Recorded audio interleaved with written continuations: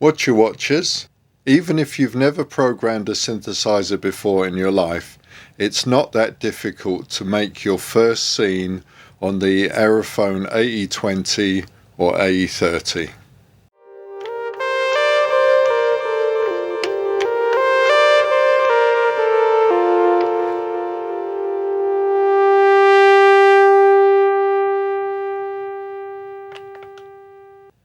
In this video, I'm going to describe the settings in the app that we use to make a simple scene, and then I'm going to take you through making a scene step by step.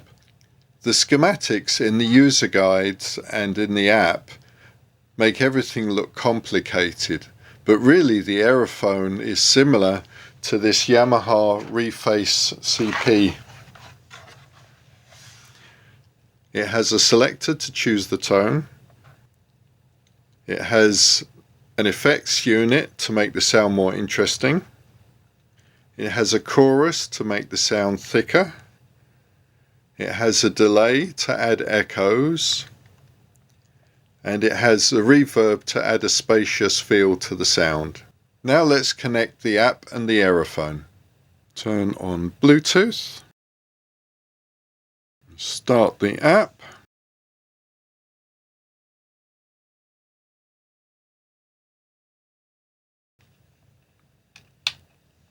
Turn on the Aerophone.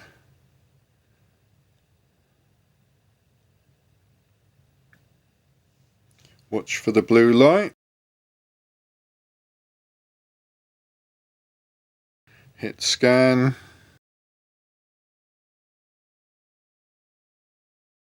AE-30.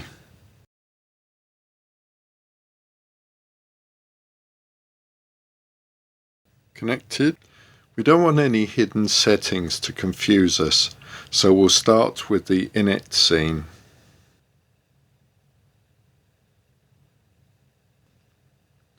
Now we go to the edit page.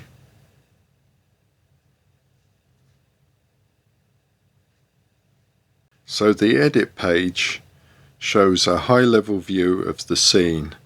In the top half we can see that the scene contains up to 4 parts. Each part contains a tone, an MFX effects unit, and a routing selector. In the lower half is a connection diagram that shows how the scene effects are connected. Remember the Reface CP I showed you earlier? The scene is the same. There's an IFX unit, a chorus, a delay, and a reverb. In the Reface CP, the effects are connected in a fixed sequence, but in the Aerophone we have more flexibility. So it shows all these different connections.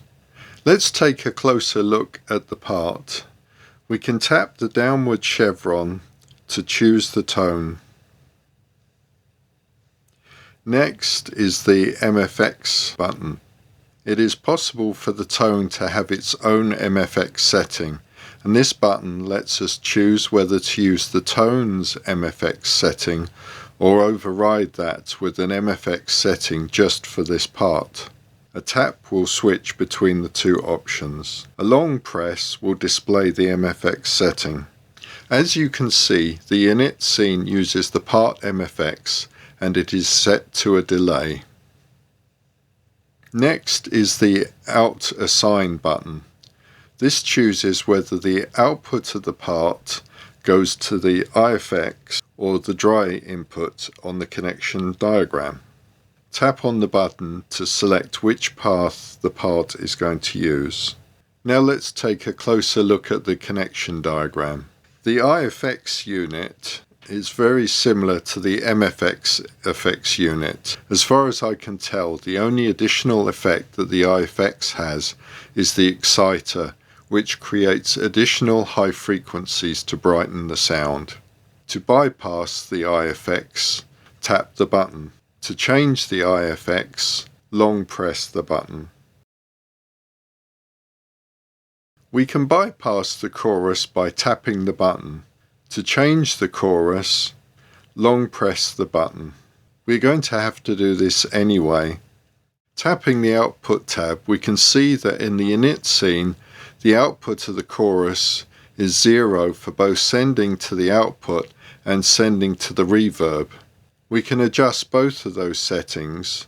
The choices made will give different results, as we hear later in this video.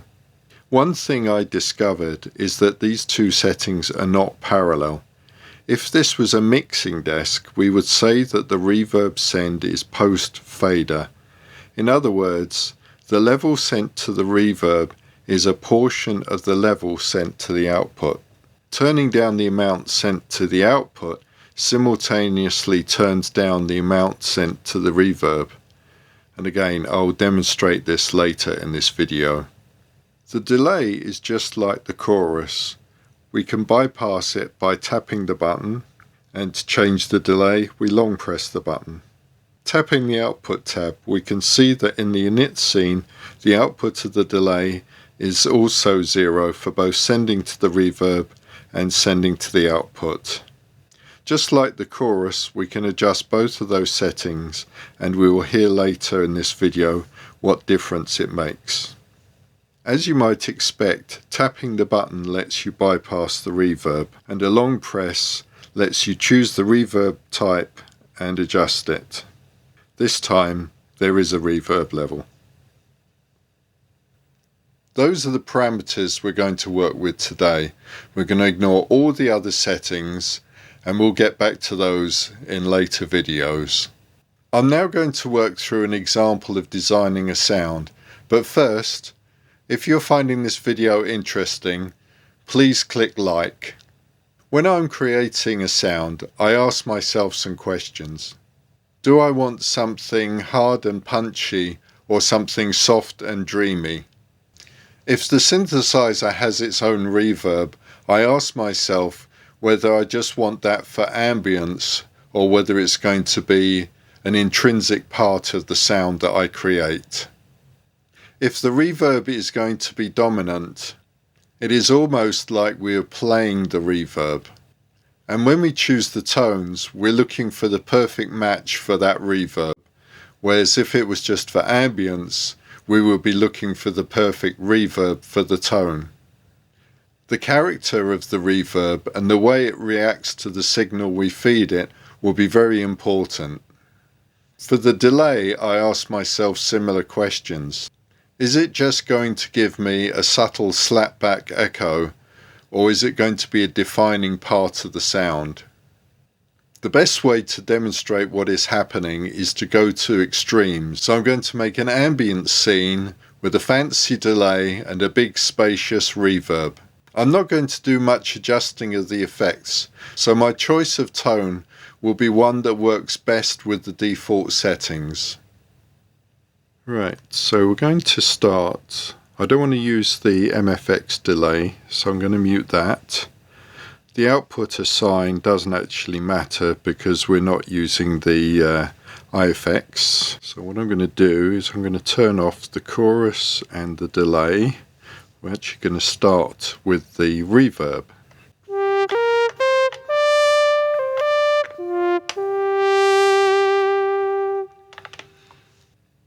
Hi, this is future me. Please excuse the clicking of the keys while I play the Aerophone. I was having so much fun I forgot to mute the microphone. I process my vocal while I record using this wonderful ART voice channel to avoid a lot of fuss later on. It does a wonderful job of processing my voice while I record, but unfortunately the heavy compression also did a wonderful job of maximizing the sound of the key clicks in this video. As you can hear, that reverb just adds a bit of ambience, but we want a big reverb. Right, so as we want a big reverb, we want to hear it. Let's put the reverb full blast.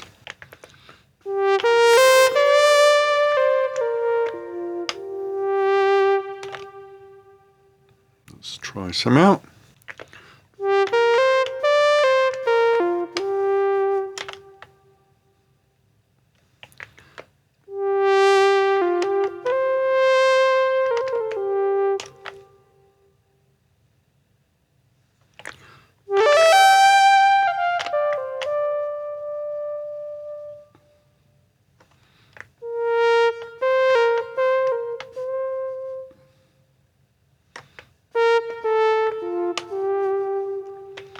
Certainly so far their default is sounding like the best candidate for me.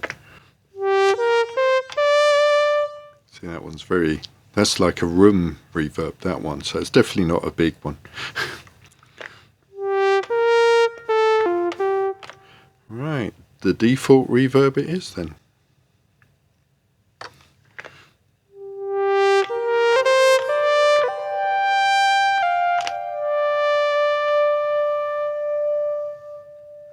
Right, so we've got reverb. Now if you remember earlier I was saying about the way that the delay and the chorus send to the reverb.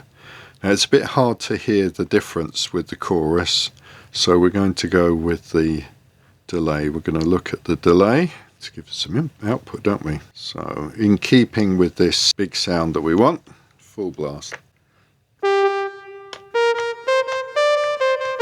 Well, that's a slap back echo. Just for this example, turn off that. I'm going to make the delay 2000 milliseconds.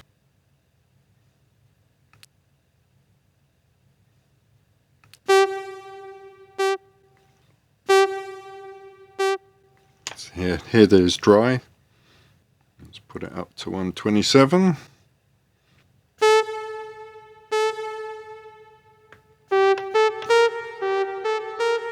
So here there's reverb on the delay. Now if we turn down the, let's go halfway first.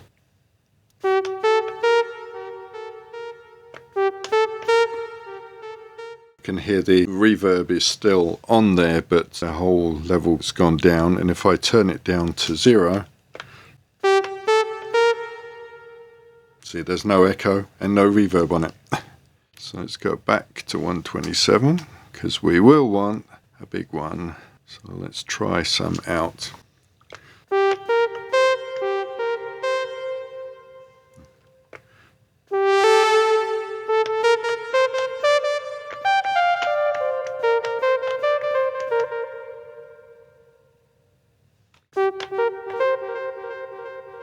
Oh, I like that. Let's stick with that one.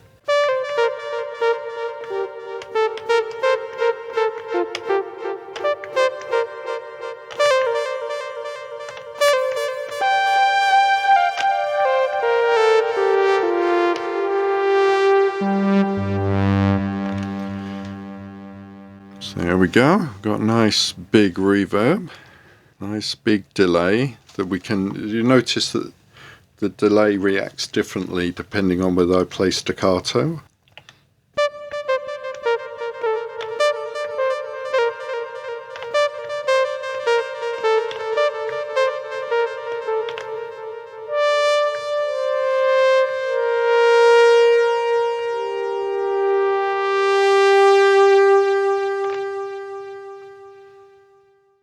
Okay, now for some chorus.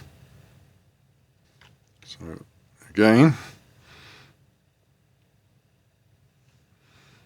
right, let's listen to the choruses. Can you hear the difference?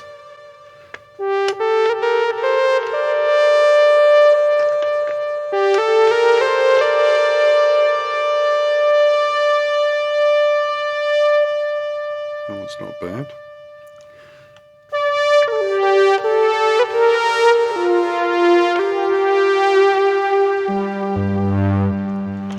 Really wide, that one.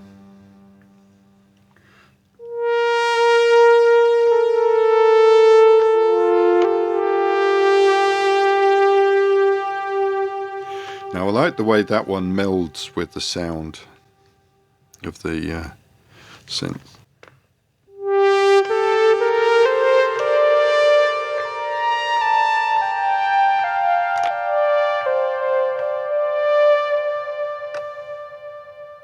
That was quite nice, but I think for me, I prefer that one. Now let's see if you can hear the difference with the reverb send. So what we're going to do, turn off the delay for the moment, so you don't get confused with what to listen for. Right.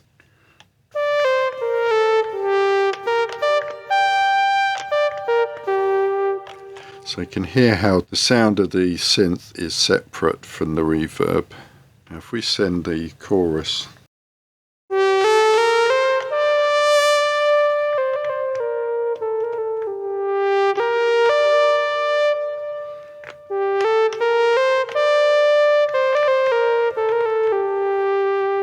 so you can hear how less rich the sound is when it's bypassed. Okay, so the final thing I wanted to play with, let's put the delay back on, is of course the tone. So this is the default, the classic saw. I actually like the init scene, I use it a fair bit.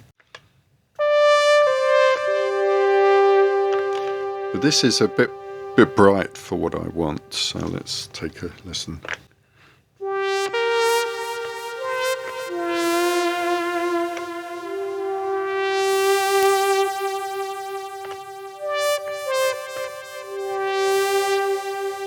So I quite like the filter on that, but not for what we want here.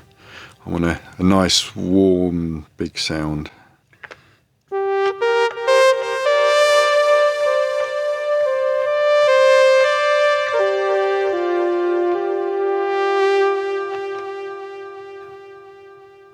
Yeah, it's still a bit bright.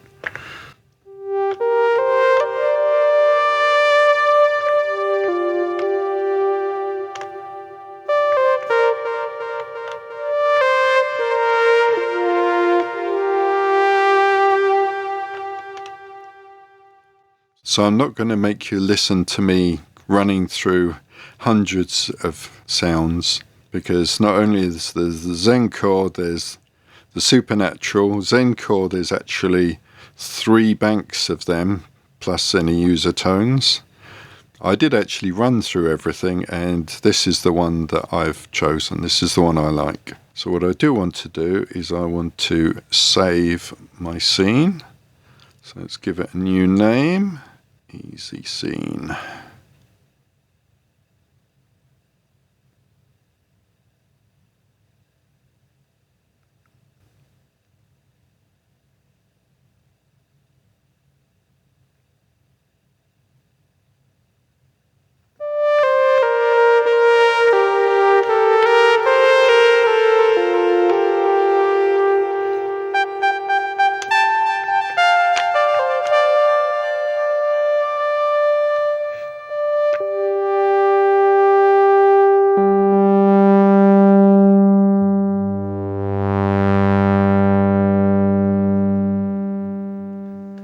So there we have it.